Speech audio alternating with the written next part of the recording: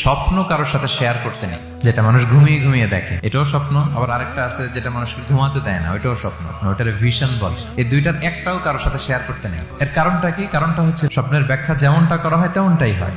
আপনি একটা স্বপ্ন দেখলেন, একজনকে একটা বললেন, সে হুট করে একটা ব্যাখ্যা দিয়ে দিল, ওইটাই হয়ে যাবে। এটা আপনার জন্য ভয়ঙ্কর হয়ে যেতে পারে। এক লোক এসে মুহাম্মদ ইবনে সিরিনকে বলল যে আমি দেখলাম আমার ছেলে পানি খেতে খেতে পেটটা এত বড় হয়ে গেছে।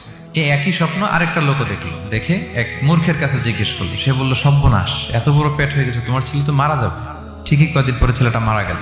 আর একই স্বপ্ন দেখে এই লোক মুহাম্মদ ইবনে সিরিনকে জিজ্ঞেস করেছিল, উনি বলেছেন যে তোমার ছেলে তো অনেক বড় আলেম হবে। ঠিক তাই হয়েছে, ওই ছেলে অনেক বড় আলেম হয়েছে। এই ভিশনও শেয়ার করা যাবে না কারোর সাথে। বিশাল বড় একটা কিছু প্রজেক্ট নিছেন, শুরু করার আগে আপনি বলে ফেলছেন, শেষ, আর এটা হবে না।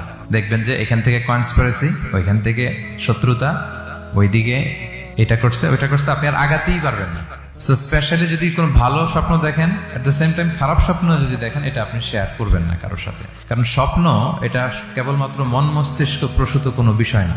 মুমিন জীবনে এটা অনেক অর্থবহ। মাঝে মাঝে স্বপ্নের মাধ্যমে আল্লাহ মানুষকে বার্তা দেয়, ইলহাম পাঠায় স্বপ্নের মধ্য দিয়ে।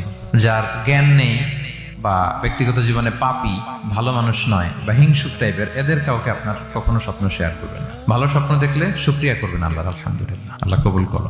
খারাপ স্বপ্ন দেখলে পানাহা চাবেন আল্লাহর কাছে।